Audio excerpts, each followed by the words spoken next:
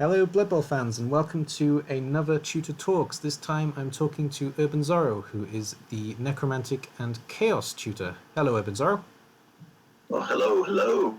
And welcome to the series. Do you want to tell us a little bit about you? Okay, so as Aid English said, I'm a necromantic / chaos coach. I feel like I tend to play really aggressive, which is why I tend to gravitate towards those teams. I enjoy the game quite a bit. I feel I guess I'm just here to try and help people the game, and I thought that the league setup for the tutor mentor thing was very interesting, so I figured I'd give it a shot. Okay. And how long have you been playing now? I'd say not long, actually. Maybe about 2 years now. Not long, about 2 years. Okay, that's fine. Sure thing. And so, how did you originally get into Blood Bowl? Did you play the old game, Blood Bowl 1, tabletop, or did you come straight into Blood Bowl 2? Blood Bowl 2 was actually the game. I thought about getting 1 when it came out, but I read a review that gave it a very harsh criticism, so I said, I'll pass on it. And whoever that reviewer was is an idiot, because he made me miss out on playing Blood Bowl for quite a while. But anyways, so I looked into Blood Bowl 2. It looked pretty cool, so I figured I'd give it a shot, and I've been enjoying the heck out of it ever since. So you still haven't played the first one? No, I've never played the first one, actually. And you've never played the tabletop? I have not played tabletop either. I live in a rural area. Tabletop games are not necessarily... It's difficult to find anyone to play with. That's fair enough. Okay, that's fine. And when you first started with Blood Bowl, did you start off with Chaos? Yes, actually, I did start off with Chaos. And the reason for that is I did read a few things, and they said, don't start with tough team to start with. It's not a good for a rookie coach, blah, blah, blah. But Blood Bowl is not my first introduction to the Warhammer Fantasy / 40K universe. Yep. That was actually Dawn of War, the RTS game Dawn of War that Relic did. Yep. If you remember that. And that was actually my first experience with the universe, and my favorite faction in that game was Chaos. And it's basically been that way throughout most of the Warhammer Fantasy, Warhammer 40K adaptations and stuff. I've always enjoyed the Chaos factions the most. I found their background to be pretty cool and their aesthetic to be really cool, like just their look and stuff. So for me, there was, that was the natural choice, was to go with Chaos. So you actually chose Chaos more for the fluff than for the team? Yeah, I chose Chaos because I enjoy Chaos, yeah. Everybody enjoys Chaos sometimes. Yeah. Fair enough. So I chose it for the fluff, I guess would be the best way to put it. And I figured, I said, okay, it's not a rookie team, but whatever, I'll make it work. I always make it work, so, yeah. Okay, and how did you get into Necromantic? I bought the DLC, and I gave it a shot, and it turned out I liked them quite a bit. Could you pick a favorite out of the two? My favorite is definitely Chaos. It's still Chaos, okay. Yeah, hands down. Is it because of the mutations? It's because of the mutations. It's also because I feel like Chaos is a more interesting team if you build them to be interesting. And additionally, I feel like as development goes, Necromantic never get weak. They never hit a point where I feel like they're a weak team. They're always a strong team. Mm-hmm. But I feel like after a certain point in development, Chaos definitely outstrips them. Okay. That's fine. So when you're playing as a Chaos team, what do you think the basic strategy is? For Chaos, it varies depending on team value, obviously. Yep. But I'd say that the most general thing I can say is they focus a lot on being aggressive. You want to really be up in the other guy's face a lot. You want to be making his life difficult as opposed to allowing him to make your life difficult. Okay, so kind of and control. that materializes in like a lot of ways, like kill stats and stuff like that. Yeah. But I'd say the biggest thing is just trying to like really grab him by the belt buckle and not give him room to breathe. As we grab you by the horns, as it were. Yeah. Yeah, okay. That's fine. And what about with Necromantic? Do you think it changes? Necromantic changes a lot, actually. I feel like Necromantic and Dark Elves are the two teams that I feel actually do what humans claim they do. Okay. Like, humans claim that they're the team that needs to out-bash the agility teams and then out-agility the bash teams, but they're not really qualified for that. Yeah. They're just a really light bash team. They don't really have enough agility focus to really make that work. They're not quick enough in the sense of having agility 4, and they're also not fast enough in the sense of having high enough movement to make it work very well. Dark Elves have the agility side of that. Necromantic have the speed side of that. They're fast enough to outrun the bash teams, which allows them to play the ball versus them. Yep. And then they're tough enough and deadly enough to kill the agility teams. So it really varies on the matchup, and it depends on a lot of factors. If you're facing like really mean looking orcs or a really well developed chaos team, you have to play a lot more of you have to give ground, for lack of a better way to put it. You want to put your zombies and stuff in the way and allow the chaos or orc team to get their punches on those guys while you're using the wolves and the whites to focus down their key players. And the reverse is true of when you're playing against an agility team. You want to be aggressive. You want to, once again, get up in their face. You want to have your wolves and your whites and your flesh golems up in the faces of their players, their linemen, their positionals, just anybody. You want to start shaving numbers off them as quickly as possible. No, I think that's fair. How big an impact do you think that Claw has with the wolves in the Necromantic team? It's massive. It's what allows them, in my opinion, to go toe-to-toe with some of the bash teams. Yeah. If they didn't have claws, I don't think they'd be able to handle orcs very well. Sure. Or at least they'd have the same issues at high team value that humans do versus orcs, which is they just can't get to that armor value. Yeah, okay. That makes a lot of sense, I think. Going back to that, actually, what you said about humans, I think that's interesting, and I'd agree. I've always thought of humans as more a control team, to be honest. You have to focus the pitch and take control more than doing what it says that humans do. Yeah, they're at low team value and at the beginner level of competition, they are pretty much what it says on the box. They are your all-rounders. But as team value goes up and coach skill goes up, it becomes more and more apparent that they're not actually capable of doing the job that they say they do. They actually do a different job than what they're labeled as being able to do. Yeah, I'd agree with that. Okay, so moving on from this question then. Do you think that Chaos and Necromantic, or one of them, both of them, whatever, do you think they are the teams that you are best at playing? I'd say I'm probably... I guess if I was playing an absolutely serious match with an absolutely seriously built team, I'm probably better with Chaos. Out of all the races? Oh, out of all the races? Yeah. Honestly, I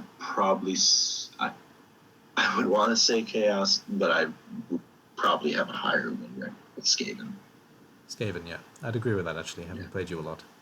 And that's just because, and that's how Skaven are built. I've said it many times to anyone who listens. Chaos is built to kill people. Elves are built to pass the ball, play the ball. Passing, you can be for it or against it, but they're still built to do that. Yep. Orcs are built to punch people. Skaven are built to win. They die a lot. They get hurt a lot. You wind up with like 3 players on the pitch at the end of the match, but they're still built to win matches. Like, that's what their team is built around. They have a whole bunch of different tools that allow them to just to win at any cost. Yeah. Well, it's the Skaven way. It's the Skaven way in all the games. Yeah. So, like, if we're looking at just 100% win record, I'd probably be best with Skaven. Though, as far as, like, just having... If you put me in for one match against one person and just wanted to see who would come out the best as far as the win and what remains of their team, I would probably pick Chaos, especially if I could pick my skills like in a NAF style tournament. Okay. Sounds good. That makes perfect sense to me.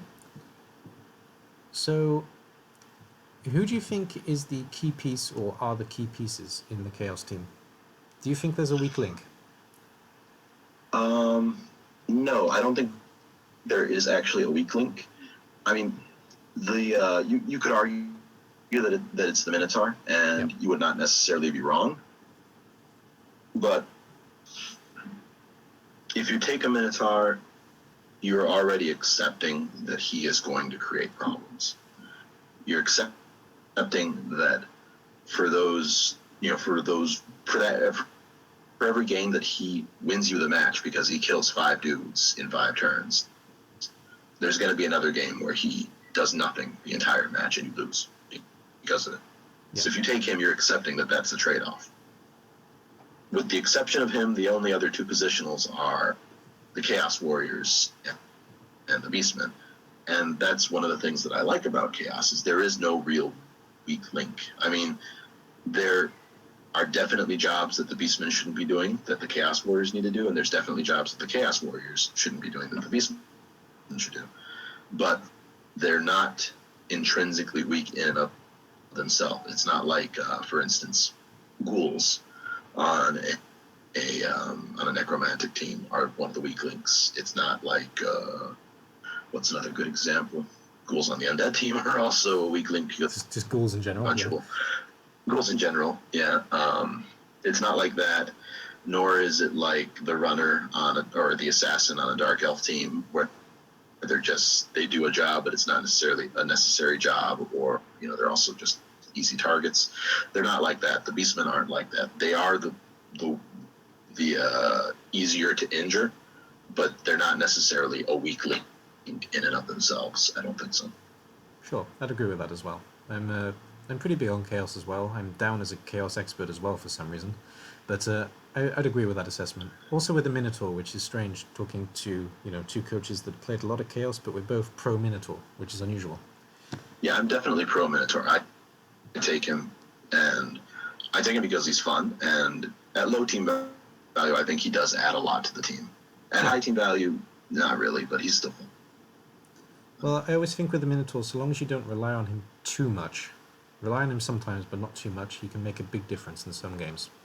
Yeah, I'd agree. For instance, if you're going up against, if you're in the Steel League, if you're in any sort of matchmaking, not non-TV based matchmaking, like an actual league, and you go up against orcs in your first 3 matches, you're going to want that Minotaur. Yep, I'd agree. As you're sitting there, you're trying to punch his armor value 9 lineman and getting no ground, while his orcs are punching your armor value 8 beastmen. You're going to wish you had that Minotaur to at least do some damage. Yep, I'd agree with that entirely. Okay, and talking about Necromantic in the same way, what do you think is the strongest piece, and do you think there's a weak link? You mentioned the ghouls. You broke up there, I didn't quite hear you all. Oh, sorry. Try again. And moving on to Necromantic, same question. Do you think there's a strongest piece in the Necromantic team, and do you think there is a weak link in the Necromantic team? I'd say without a doubt the strongest piece.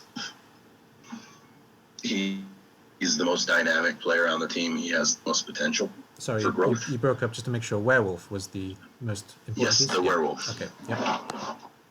Carry on. I'd say that beyond a doubt, the werewolf is the best player on the team. He's the most dynamic player. He has the most potential for growth. He can do the most with doubles or stat ups. I'd say the weakest link on the Necromantic team is, as I said before, the ghouls. Yep. And the only reason for that is because they don't necessarily add much to the team in and of themselves, and they're also the only players without regen. They're also the only players who have armor value 7, so they're big targets. Yeah. And it's not like with Undead. I feel like if you're going to be competitive with Undead, even though I know you don't agree, I feel like if you're going to be competitive with Undead, you do need to have at least 2 ghouls, because you need that. You need their speed, you need the movement, and you need the dodging. Necromantic, not so much. You have that with the wolves. The ghouls are just watered down versions of the wolves. They're wolves, but they're worse in every way. Yeah, basically. I just want to clarify that quickly. I hate ghouls. I don't think they're bad. I just don't like them. Fair enough.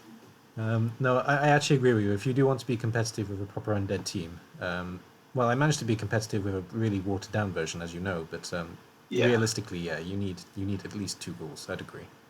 Yeah. It hurts me to say it, but I'd agree. Fair enough. Though, and I guess that's my assessment as far as the weakest player, because all the other players, even if their stats are objectively less than the ghoul, for instance, the zombie is an objectively worse player. If you try and make him do the same job as the ghoul, he's going to fail at it more often than the ghoul will. But the zombie has a very specific job on the team, and he's good at that very specific job. The flesh golem has a very specific job. He's good at it. The white has a very specific job. He's good at it. The werewolf is good at just about everything. The ghoul, his very specific job is already taken up by a much better player. Yeah, I'd agree. Okay, moving on from this question, because otherwise we're going to get a bit stuck on time. No, it's fine. We're fine at the moment. What do you think are some essential level ups on the Chaos team? Are you including doubles, or do you want to just You can include doubles. say That's up just to you. regular? Okay, well, ideally what you'd want is... Okay, so I'll start with the stat ups, and then I'll go to doubles, and then I'll go to just regular rolls. Sure. Because the way Chaos works is all the players start the same. You have 4 Chaos Warriors. They don't start with any skills. You have 4 Beasts, or you have anywhere between, what would it be, 7 and 6 Beastmen. Yeah. And 1 or 0 Minotaurs, and none of them have anything to differentiate themselves from their brethren. Like the Beastmen have horns. That's it. It's not really a skill. It's just something that applies on one move. Yeah. And the Minotaur's a big guy. So what that means is you need to basically try and create the players that you're going to need. So with with stat ups, I'd say one of the most vital is actually plus agility on a Beastman. Yeah. If you can get 1 Beastman with plus agility, it opens up so many doors for you. It's amazing. Yep, I'd agree with that. Additionally, plus strength on a Chaos Warrior is pretty good, because the Minotaur is good early, but as the league progresses, he loses his abilities more and more. He becomes less and less. So if you can get plus strength on a Chaos Warrior, especially early on, he can begin to take over the job of the Minotaur, so that by the time that the Minotaur has lost his luster, the Chaos Warrior is there to do a majority of the big guy stuff that you would normally have a Minotaur do. Additionally, on the Minotaur, plus strength would be pretty good. It would make him 3 die naturally, which would be pretty good. It would be a reason to keep him around.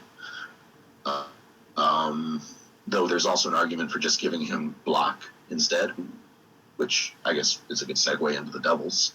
For doubles, your Minotaur wants block. If you can get him block, he's actually pretty good. Yeah, he stops being, on the line, kind of okay, and he starts being pretty good. He's good. He's a good player. Doubles for Beastmen. If you get a plus agility one, he wants dodge. Yeah. So that he can get block dodge, and he can become your ball carrier. Just end of story. And another interesting double on Beastmen is jump up. Yep. Because it combines very well with Pile On and Mighty Blow and Claw. Another interesting double on Beastmen. Let's see. I've seen people go for sidestep. I don't like it very much unless your beastman already has quite a few doubles. Yeah. Leader, I've seen people take as well, which leader's acceptable, especially if you put it up on like your ball carrier, because he's not gonna. You don't want him to be fighting very much anyway. So I could see leader being another good double, but I generally tend to go for something else. Well, the positive of leader is that the chaos rerolls are very expensive, so it's a way of That's true. kind of cutting it out. Though I also make do with 3 rerolls on my Yeah, me chaos too. team. Anything more than that, you're just spoiling yourself. Yeah, I agree. Still. Additionally, other than that, there's some interesting doubles. Like I personally love taking leap on at least one beastman and then giving him very long legs, and then giving him wrestle, and then eventually tackle if he lives that long. And he's an amazing sacker. He's better at being a war dancer than a war dancer is. Yeah. Because he jumps the same as the war dancer, and then he blitzes at strength 4. On a chaos warrior, dodge is amazing for a double. Jump up could also work if you're going to make a pylon mighty blow chaos warrior, but I tend to gravitate away from them. I don't like pylon so much on them because I like having them standing because they're my strength 4 guys. But it is something, if you do like having a killer chaos warrior, it is definitely something that's pretty good on them. What else is there? A lot of people like to take diving tackle. I don't like it very much for this same reason that I said about jump up. I prefer to have my chaos warrior standing. Sure. But if you do like that sort of thing, it does make your chaos warrior into a very good marker. Though I'd argue you could just give it to a beastman instead and he'd do the same job. Yeah, that's basically it. I mean, the beastmen basically are the blank canvas. You can make them whatever you want. Whereas the warriors, like you say, have a specific job that they need to fulfill. I'd say one of the best things, and I guess moving on to the normals, I'd say one of the best things about chaos is they have general strength and mutation. Yeah. Which is basically everything. For almost any job on the team, that's everything you'll ever need. The doubles are nice, but they're not a necessity. They're a luxury. It's not like, for instance, humans where you really want to get at least a double somewhere or a stat up somewhere. You don't necessarily need any of them to still have a very functional, very powerful chaos team. They're all luxuries.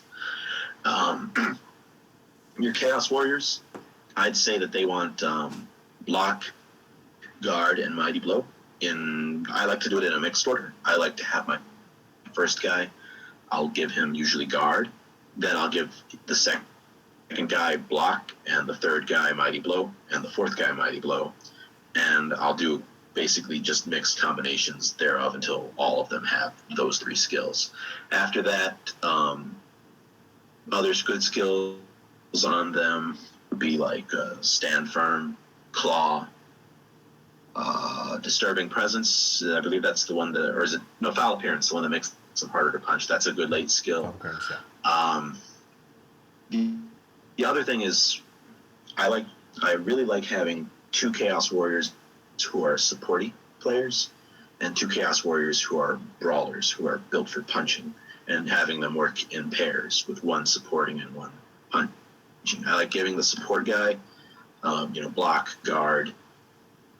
Sometimes I'll forego mighty blow on him and give him prehensile tail instead, or tackle, or both, so that he's just harder to get away from. And I'll use him to mark someone, like a dodgy elf or something, and then I'll use the punchy chaos guy to actually hit him. And yeah, chaos warriors are pretty, they're pretty straightforward. You want to give them the skills that make them harder to move, that make them punch harder, and make them harder to get away from. Yeah, that's fine. Beastmen are a little more varied, because you're going to want at least one ball carrier, so he's going to want sure hands, possibly extra arm, possibly big hand, potentially 2 heads. You're going to want line goats who are good at supporting and holding the line, so they're going to block. They're going to want guard. They're going to want stand firm. You're going to need some kill goats who they're going to need mighty blow, pylon, claw. My preferred order for a killer goat is to go mighty blow, claw, pylon, and then potentially tackle, and then eventually block. Mm-hmm. there's an argument for going block first or putting block earlier in that sequence, but I prefer that because it just gets him to be killy faster. And basically, once you get to a point where he's going to be fighting people who have levels on them, players with levels themselves, block is not necessarily going to help him kill the people he wants to kill. Tackle is. Sure. Block is just going to keep you from turning over.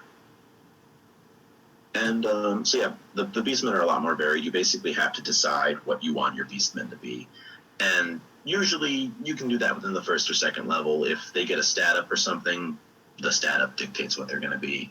If they don't, then you can give them a skill like block, and then the next skill they can begin to specialize, whatever.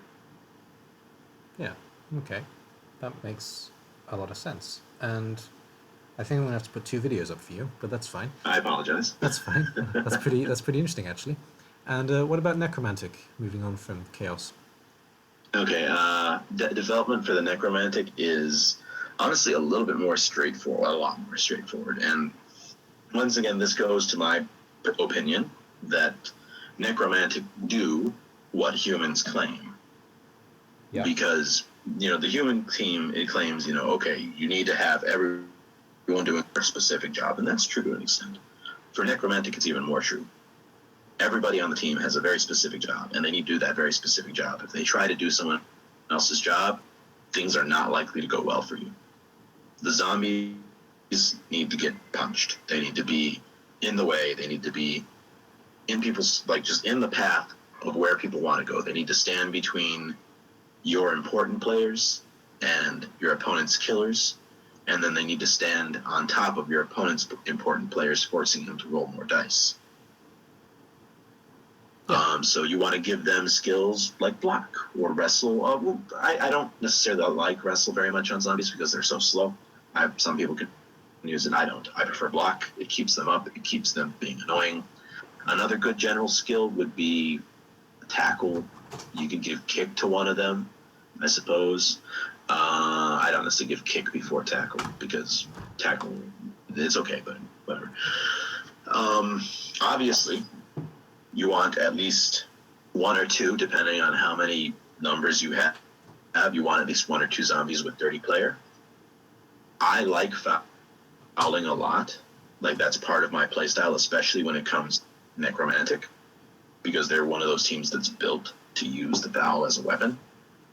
So I like having at least a bench of 3 or 4 zombies, and at least 2 or 3 of my zombies are going to have dirty player as their first skill, and their whole job is just on the offensive drive is just to sit back, and when someone gets knocked down, shamble over and step on his face, and same thing on defense. Moving on, then you've got your ghouls, and their job, normal on any other team, their job would be to be your ball handlers. They would be the ones who would be getting the ball and running it because they're faster, they're more agile, they have dodge, they have block dodge once you level them.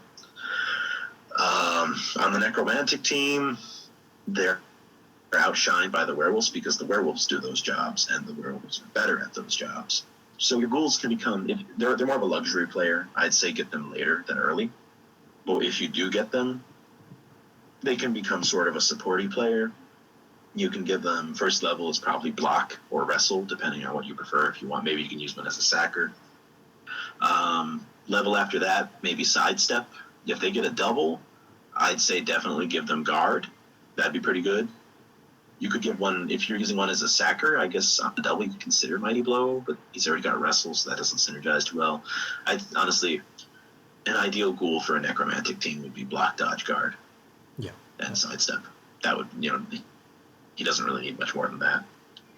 I could see an argument. I've done it myself. My best Necromantic team has one, is a ghoul with leader on a double, because that's actually pretty good because the Necromantic rerolls are pretty expensive. Yeah, it's true. And I mean, what else are you going to give him? He's not really doing a vital job on the team. He's filler, really. Well, you probably remember that whenever I'm playing ghouls, I usually use them as a bluff piece. That's my main use. Yeah, that's for true. A ghoul. So I actually like to give ghouls sure feet because it's very good for taking a piece well out of position. Because that's fair. And if that's your play style, then that's definitely something you can consider. Ghouls can be good for mind games and stuff because people expect that they'll be used for ball purposes. Yep. So that's definitely a thing. I guess moving on, now you move on to whites, which I think are an amazing player on the Necromantic team. They get outshined by the flesh golems and by the wolves, but whereas the ghouls get outshined by the werewolves and don't really gain much. They're not necessarily vital.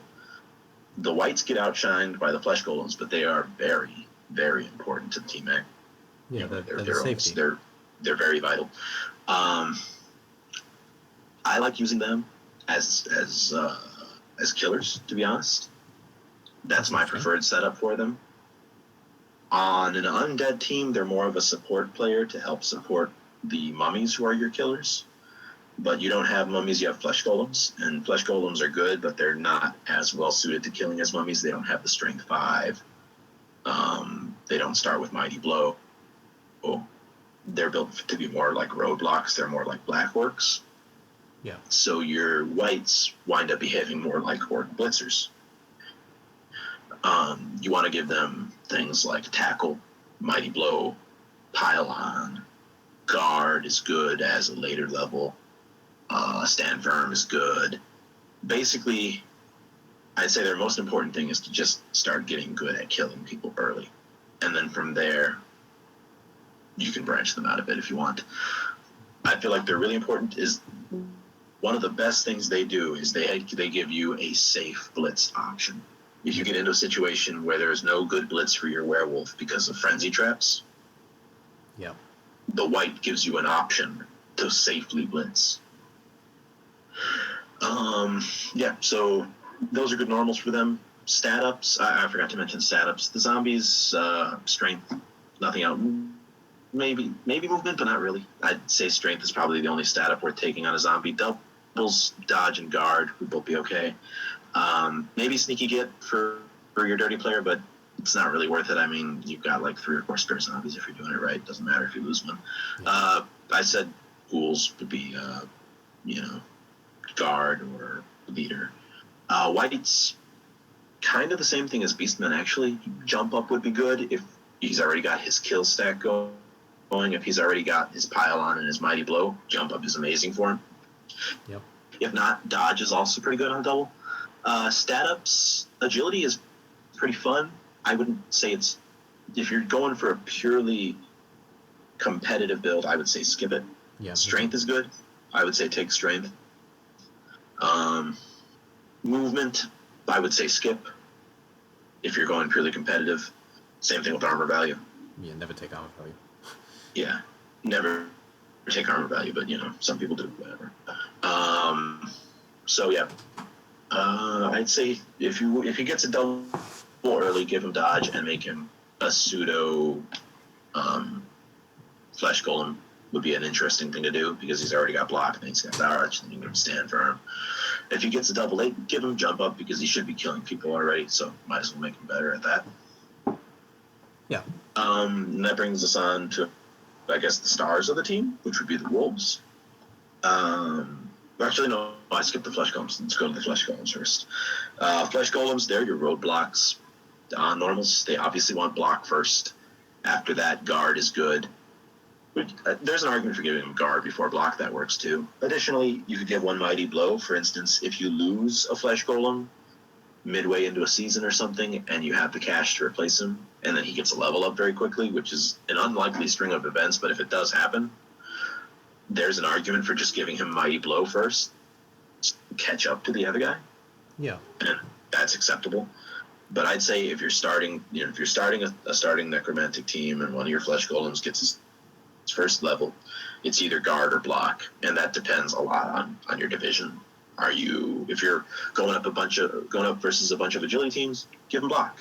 If you've got a whole bunch of orcs breathing down your throat, give them guard because that's going to be more useful. Yeah. Yeah, that's kind of a key thing that hasn't been mentioned much before. It is very important to have a look at the teams that you're facing in a league. You're very right in that case. Yeah.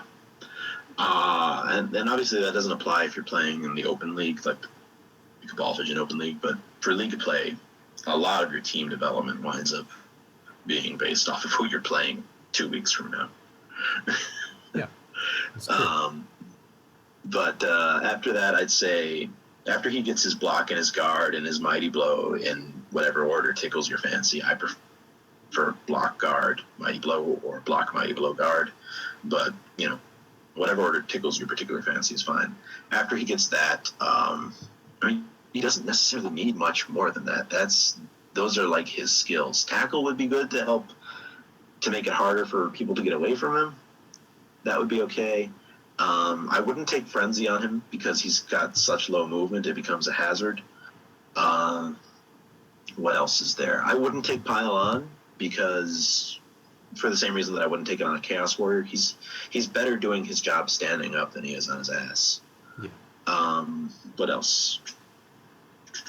I'm trying to think of any other normal roles that he would like. If it's a late level and you haven't gotten any interesting doubles and it's another normal, I'd say maybe Bright Tackle would be okay. But and that's only that would only come into use if he was being marked by somebody who was fodder and you wanted to put him on something better. But that's something you can consider at a late level. For doubles, dodge. First double is dodge. No argument. Like there's really no argument against taking dodge as his double. I guess if it's your very first level, you could argue you just give him block first and then hope to get another double. But I would give him dodge. He'd be a little worse early, but as soon as he gets that second level, he's amazing. He's an amazing, ridiculous player because he's just this wall that people can keep trying to push and punch and just gain no headway against. He's amazing with that. He wants dodge. Dodge is amazing for him. Other doubles, maybe jump up so that he doesn't lose his movement if he gets knocked down. The sidestep maybe, but not really because he has stand firm already. I mean, really just dodge. After that, the doubles don't get very interesting for him, to be honest. He's a real simple guy, and he has a very specific job, and once he levels up a few times, he's already amazing at it. There's not very much that he needs to do after that. Stat ups, agility is a waste. Movement, maybe if you're going for a fun build, maybe. Armor value, I mean, I don't necessarily like taking armor value on any player, but if you're looking for a player to give armor value to, if you're just trying to find an example of someone that it would be acceptable on, I guess he's it, because it would bring him up to armor value 10, which would mean that your opponent was looking for an 11 or 12 to break his armor, and his whole job is about getting punched, so I guess you could argue that that's good, but I'd rather just take a normal skill on him, or double. Plus strength is amazing for him, though. You definitely want plus strength. I mean, a strength 5 flesh golem, you basically have a mummy who's better than the mummy. I've actually thought at that point, because of his movement, he's better at being a mummy than a mummy is. Yeah. There's one piece I can actually think of that you can take armor on, and it wouldn't be such a bad argument, and that is the Norse Yeti, because he has such a bad armor value already. It kind of devalues him as a big guy.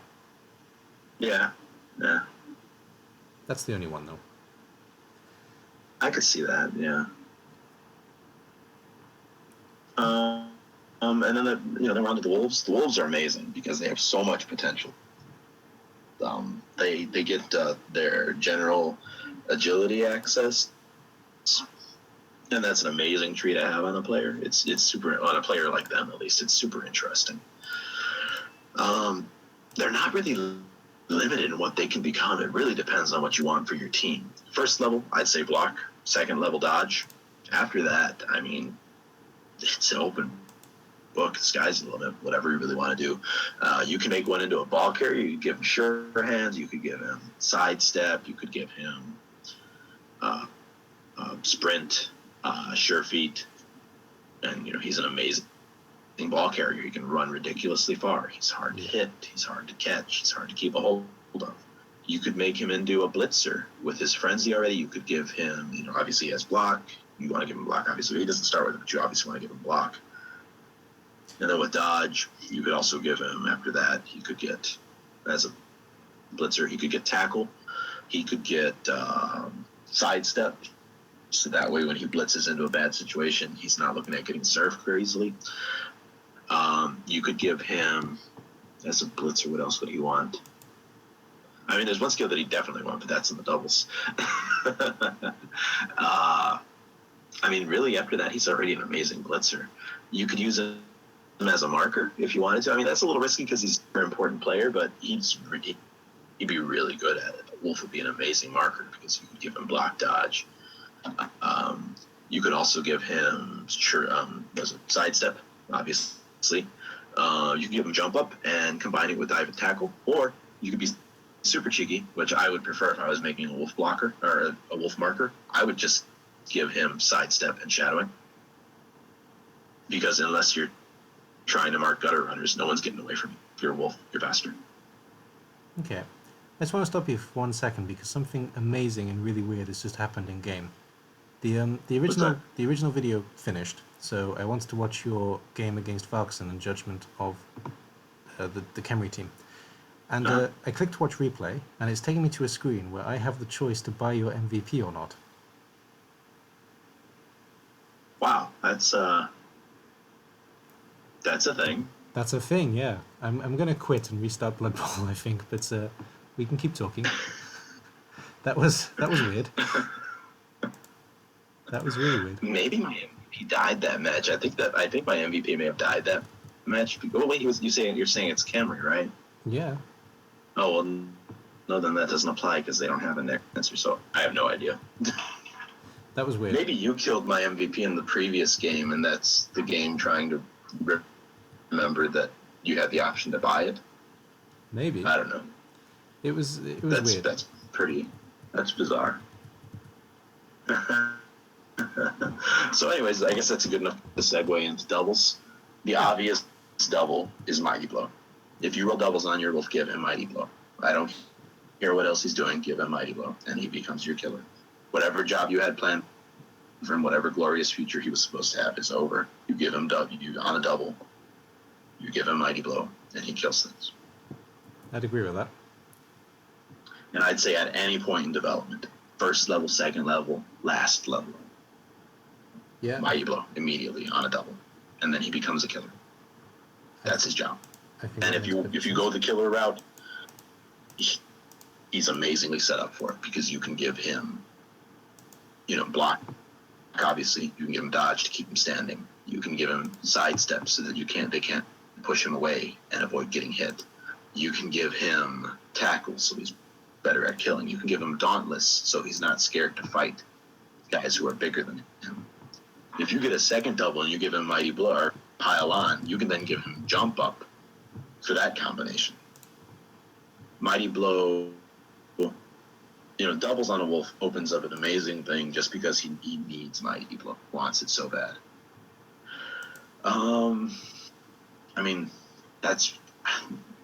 There's no real argument for any other skill other than Mighty Blow on the first double. Second double is pile on. There's not really a real argument for any of the other strength skills. And he already has general and agility. Passing skills, they don't really fit with what he needs to be doing. Stat ups. Any stat up on the wolf is amazing. With the exception of armor value. Because you don't want, and why would you have an armor value 9 wolf when you can have a movement 9 wolf? When you can have a gutter runner with plus strength and claw for -1 agility. Agility is amazing on a wolf. He becomes a ridiculous ball carrier. He basically, he's effectively like a skink or a gutter runner in the fact that he's slippery and he's fast. But he's also strong and he's also deadly because he's strength 3 and he has claws, and he's tough because he's an armor value 8 and he has regen. Plus strength is ridiculous because then he's this insane monster that can go toe-to-toe with Chaos Warriors and Black Orcs. You can make him into a big guy hunter at that point by just giving him an assist from a Flesh Golem. Yeah. Well, 2 assists if you want the 2 die, but still, it's ridiculous. His development is basically the Wolf is your best player, and his development track is the most open and the most interesting of the whole team. Yeah, I'd agree. I mean, I'm not as big on Necro as you are, but I have played it a bit, and well, I've made a team with one of each positional, and it becomes even more important how you grow. And the Wolf is without a doubt the key piece in the team. And Yeah. the zombies have to foul. You're very right in that regard. Yep. All right. Well, I'm going to move on from this and move on to the next question because we've been a long time on level ups. It's Sorry. interesting and it's nice, but I'm being a bit long-winded. I apologize for that. No, it's fine. Well, we're halfway through the questions and we're already on the second match. That's interesting. So let's have a look then. What teams do you think are good matchups for Chaos? Okay, that depends on team value. Early on, I don't know that there's necessarily a good matchup for Chaos because Chaos has a bit of a hard time early on. Maybe Nurgle, actually. Yeah, because they kind of outdo Nurgle. Chaos is Nurgle is just it's a tougher, but also at early TV, Nurgle is just a tougher Chaos team, but they're also less stable because they have less rerolls, and because their linemen are worse than your linemen. Yeah. So you can do more things than they can. You have more options than they can, so you can probably win that match. Norse is a tough match for him. It's not a good match for him. What else? Skaven can be good if you get lucky with your armor value rolls. You can steamroll them, especially if you have a Minotaur and you just have them start picking on linemen, or if you have a Minotaur and your opponent has a Rat Ogre. The Minotaur loves that because he wins that fight. Yeah. Because the Rat Ogre needs an assist in order to blitz your Minotaur. The Minotaur just needs to be a Minotaur. Yeah. He just needs to show up to work, yeah. He just needs to show up and remember that he has. So it's tricky. It's definitely a tricky matchup. It's not an easy win. You may not win, but you can definitely get some good levels out of it if you're lucky. Humans are actually a decent matchup early on because they struggle versus your strength 4. If you have a Minotaur, their armor value 8 is pretty tasty. Their linemen they're basically on par with yours early on, and later on they pale in comparison. You can get that free 2-die blitz against any other players using your horns from your beastmen. That's super helpful. Yeah, I'd say other than the stun teams which aren't in the game yet, most of it's tough going for Chaos. Probably the best matchup for a Chaos team early on is either Nurgle or Chaos because they're in the same boat as you. And it just comes down to the dice and the coaches. And if you're the better coach, maybe you win that. If you're the luckier coach, you probably win it anyway. Yeah. Whatever. I mean, maybe Khemri as well. I guess Khemri kind of. You could get away with just sticking a couple goats on the Tomb Guardians since they don't have Mighty Blow, and then just using your Chaos Warriors to bully everyone else around. If you get lucky on your armor value roll, probably Chaos Dwarfs might not be too bad because you can just have one Chaos Warrior on each Bull Centaur, and that gives you 2 Chaos Warriors while your goats can tie up the black dwarf blockers. Yeah. Whatever they're called, the dwarfs. Yeah, Chaos Dwarfs. But that's a super risky one because it's super easy for them to just go through you. So I wouldn't say it's necessarily a good matchup either. So yeah, I'd say the best matchups for them at low TV are themselves Nurgle, kind of humans. Yeah. Late TV, well, I guess mid TV. We'll say mid TV. That changes a bit. They start getting good versus Norse. They start getting good versus Orcs. They start getting good versus. They start getting pretty competent versus the agility teams as well, like the Skavens and the Elves and the Dark Elves and stuff. They're pretty competent at that point. You should have a bit of development on your Chaos Warriors. You should have a few goats who are really good at doing their jobs already. Maybe your Minotaur is still alive. If he is, he's either amazing because he's gotten block or just a whole bunch of skills and he's good, or he's not and he's just not, whatever stage you're at. At that point, they're good versus, like I said, orcs, humans, Norse. They can hold their own versus Necro. They can hold their own versus undead. Bretonians is probably a good matchup for them at that point. Khemri is probably a good matchup for them at that point. What else is there? Chaos is an interesting matchup for them at that point. It's probably going to come down to whoever has the better killers and uses them. So it's either going to be a bloodbath in your favor or a bloodbath in the other guys. What else? I'm trying to think of any other matchups that are really good for them. High elves and dark elves and wood elves are kind of good because at that point, you're already at a point where you don't realistically have to be worried about them hurting you anymore.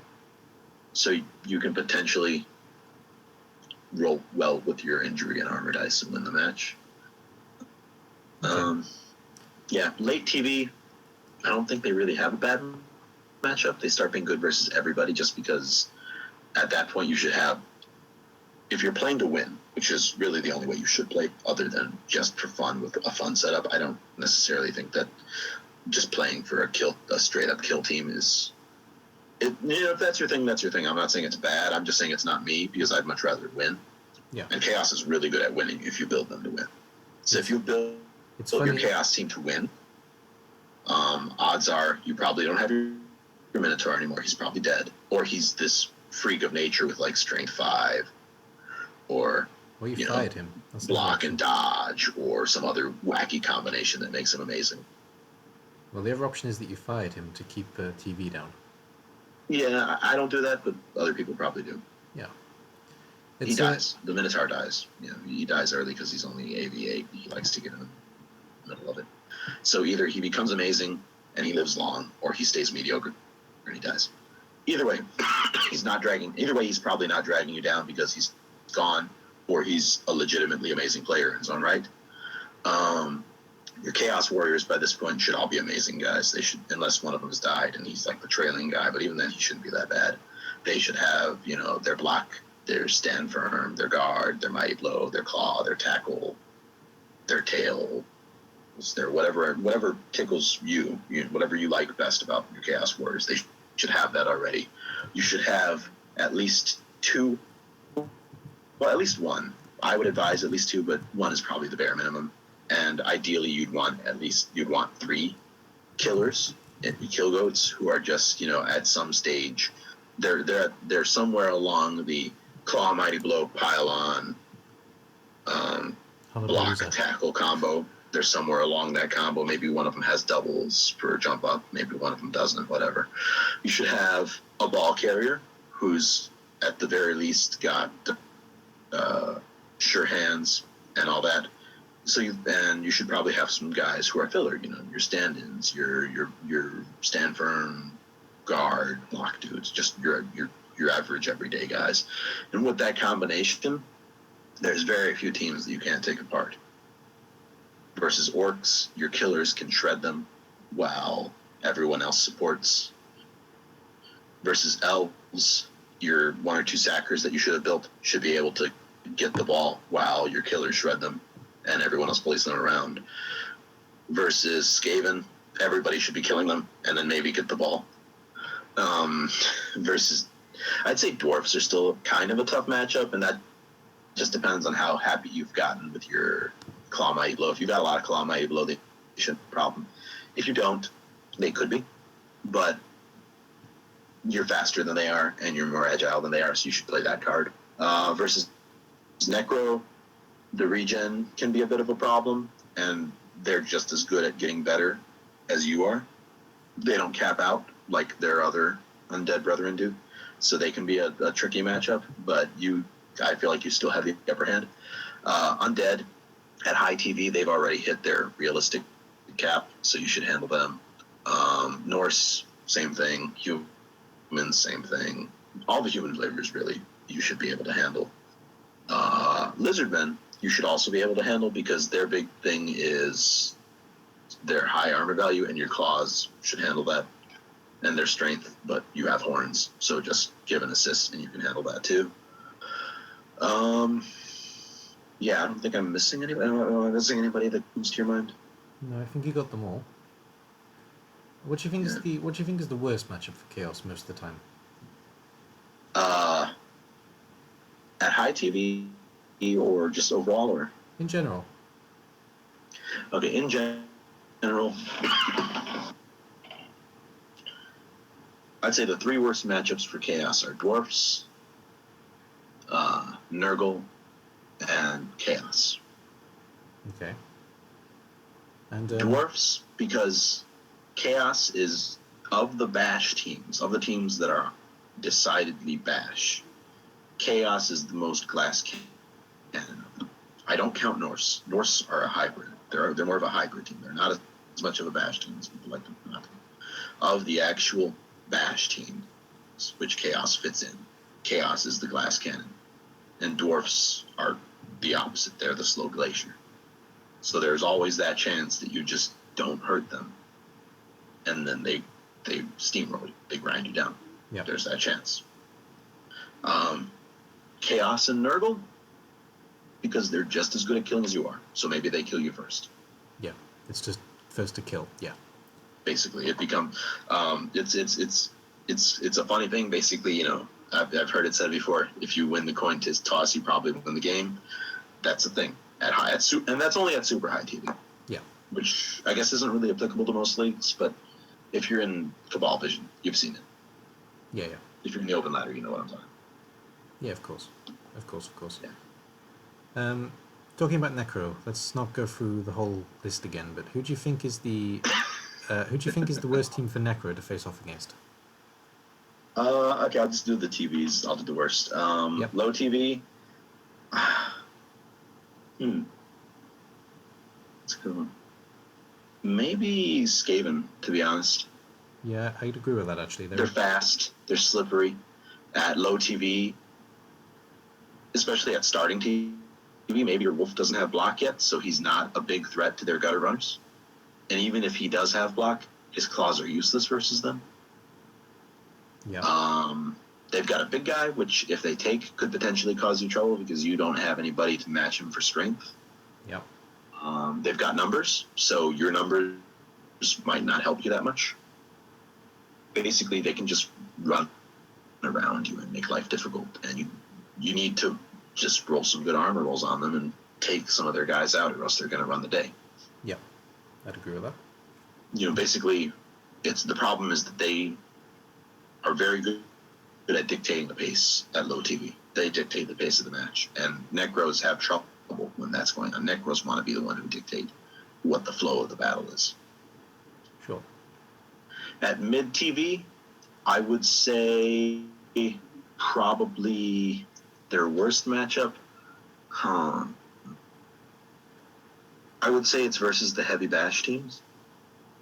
Yeah, just in general. I would say Dwarfs and Chaos, and to some extent Orcs, because at that point you might not have gotten Mighty Blow yet on your Wolves.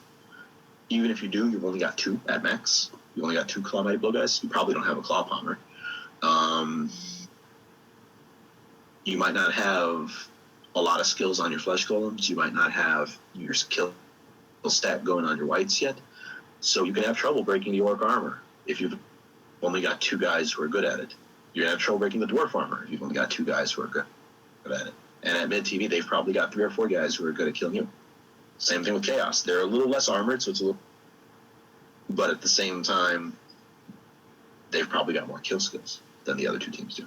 So they're going to be shredding you faster. And even though you have regen's only a 50-50. You know, you're probably going to lose that guy eventually. There's no guarantee your zombie comes back. There's no guarantee he doesn't. The Claw Palm dude doesn't just one-shot your Flesh Golem and your Flesh Golem's up for the rest of the match. It happens. Yeah. At super high TV, yeah, I would say kind of the same thing. Orcs, not so much anymore. I feel like at higher TV, you can handle Orcs. Um, I feel like Nurgle winds up becoming a bigger threat because they have regen as well. So, they can create problems because they're good at dictating the pace, and you want to dictate the pace. Dwarfs can create problems because by that point they've probably got 1 or 2 reserves, and, they've got a whole bunch of guys with killing skills, all that stuff. And how often do you see a match where, unless you're Chaos or Nurgle, how often do you injure more than 1 or 2 dwarfs in a match? It doesn't happen. Not often, no. And Chaos, because Chaos is just ridiculous at high TV. I'm saying they will shred you. It's not impossible. I've won decisively. I've decisively won the Chaos versus Nurgle matchup, or versus Necro matchup as Necro at high TV. You just have to do it a very specific way, and you have to get the dice rolls that you need. Yeah. And if either of those 2 things don't happen, they probably shred you. Sure thing. That's good. And stepping away from specific teams for a bit, let's just talk about Blood Bowl in general for a couple of questions. Alrighty. What do you think is the biggest rookie mistake that you see when playing Blood Bowl in League, in Open Ladder, whatever? I guess this goes more to my style of play. Yep. But neglecting position is probably the biggest mistake I see rookie coaches make. Okay, can you elaborate a bit? They'll neglect position for the ball. They'll neglect position to hit somebody important. They'll pull 3 of their linemen out of a good spot in order to put them against your big guy so they can have their blitzer punch your big guy. Yeah. Or something like that. And then, okay, you knocked down my big guy. Maybe you hurt him, maybe you stunned him, maybe he just gets back up. Yep. Either way, you've given me a clear shot to the end zone. I can wall off now, and there's no realistic way you can stop me. Yeah. I'd agree with that actually very heavily. I think that's a mid-level coach issue as well. In fact, I see it more as a mid-level coach that's issue. fair. I'd say a lot of mid-level coaches do that. I mean, I catch myself doing it sometimes as well.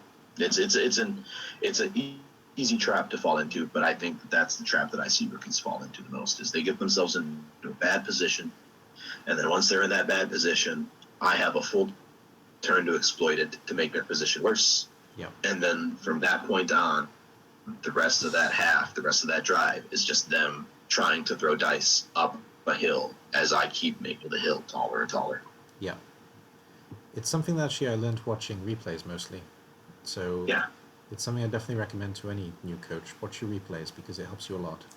There's a few key points in every drive, and one of them is like that turn 2, somewhere between turn 2 and turn 4, where one person gets a better position on the other. One person winds up at the end of their turn holding all the cards as far as the real estate of the pitch goes.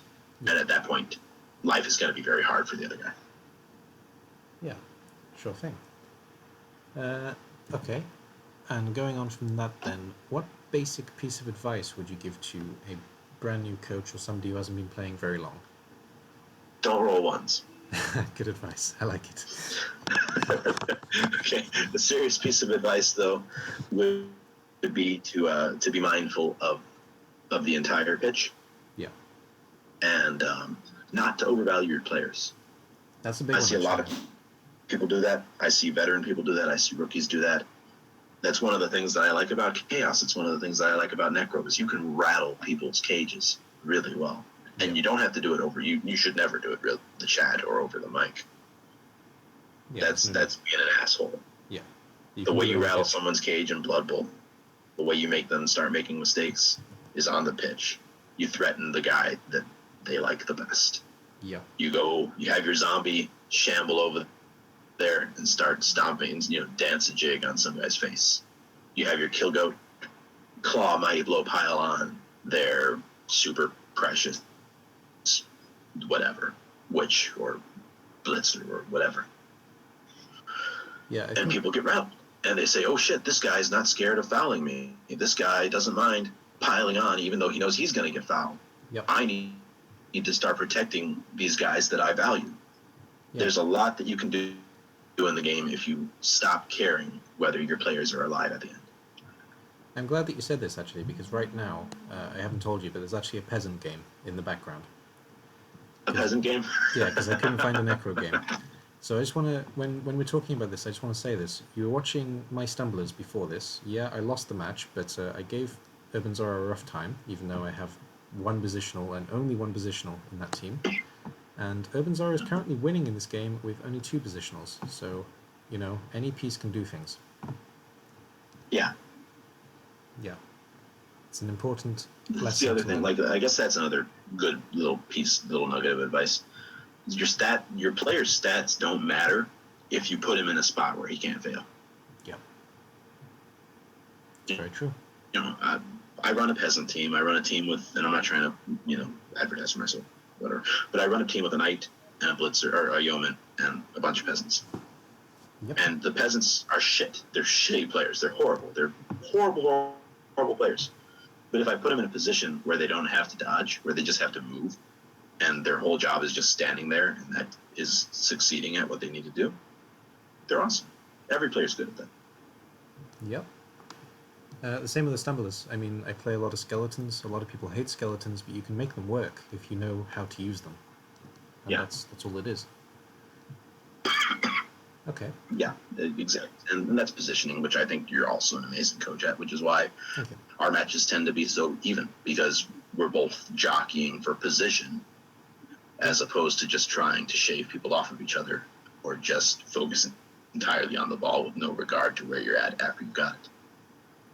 Well, that's the thing I think that a lot of rookies don't understand, which is a good little thing to talk about here. Stalling is not just about standing in the end zone. It's about knowing when to move and when not to move.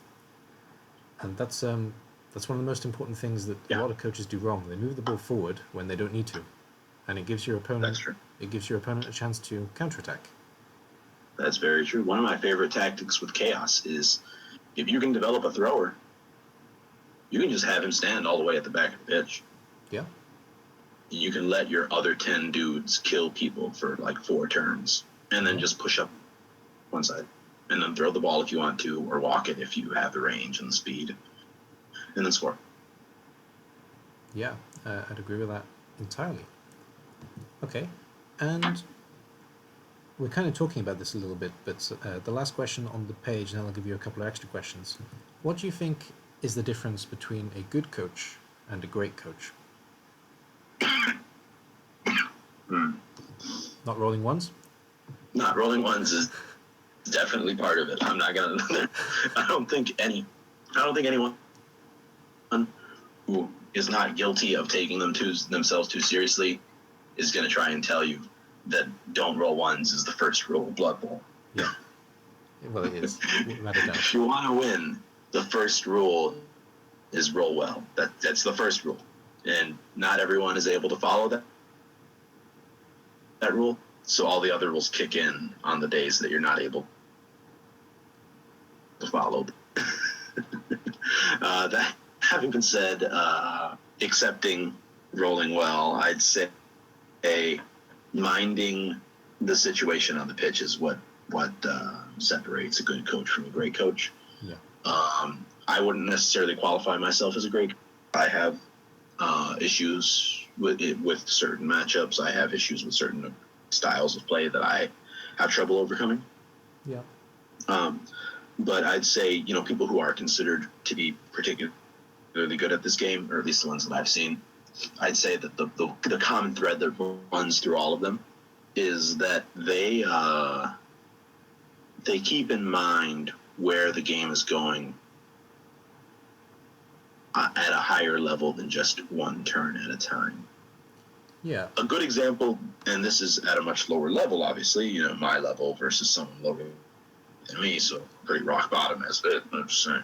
But a good example of what I see a lot is somebody, and I feel like agility coaches are most guilty of this. I love agility teams, don't get me wrong. If I was gonna bet money on this game, I would play Skaven.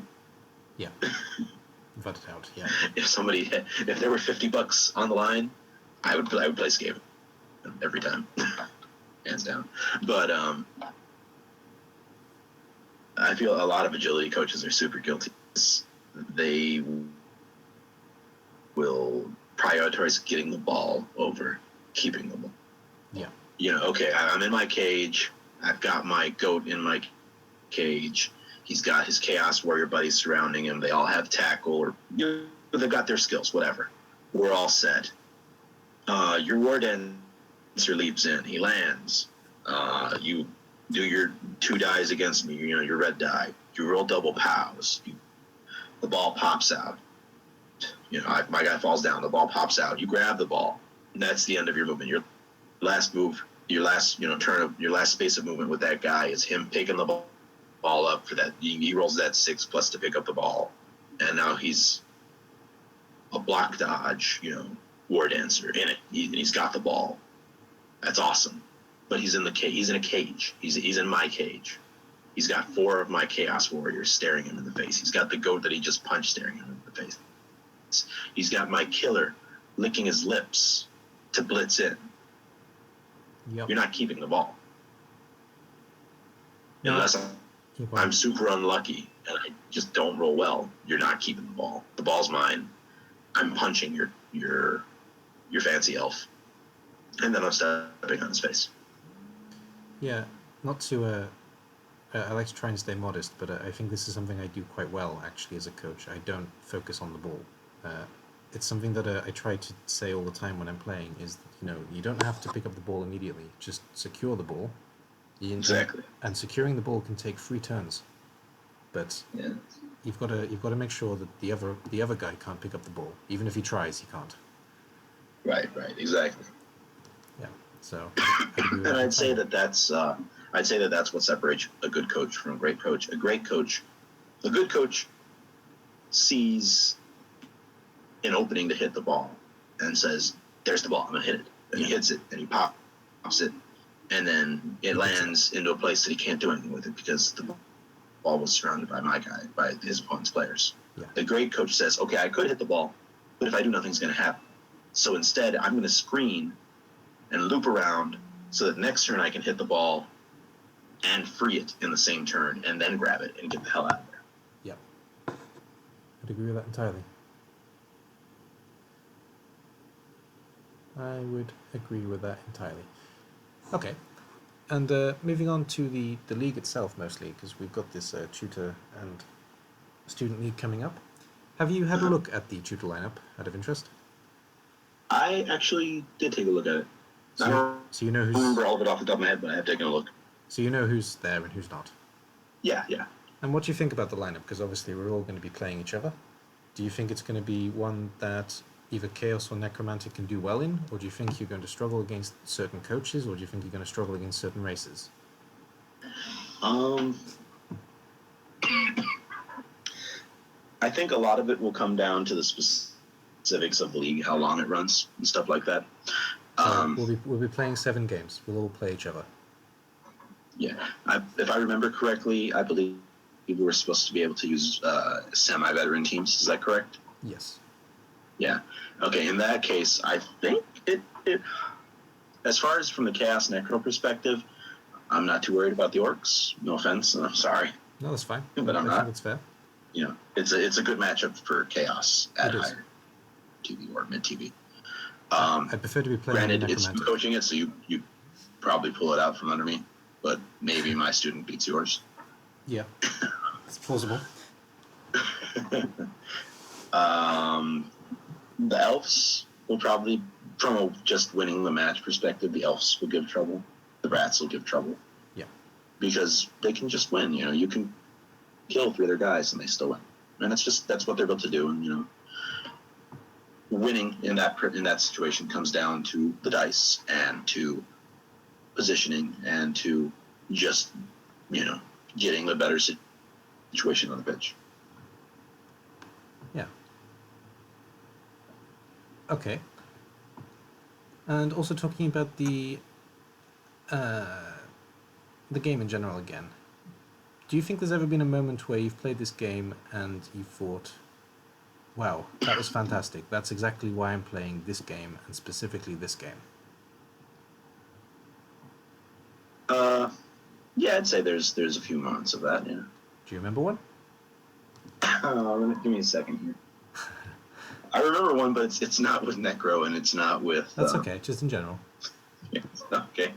There was one match. Well, there's two examples, and they're with the same team because obviously they are, and you know what team it is. Yeah. But they're two different opposite ends of the spectrum, and they're both situations where I got pretty lucky.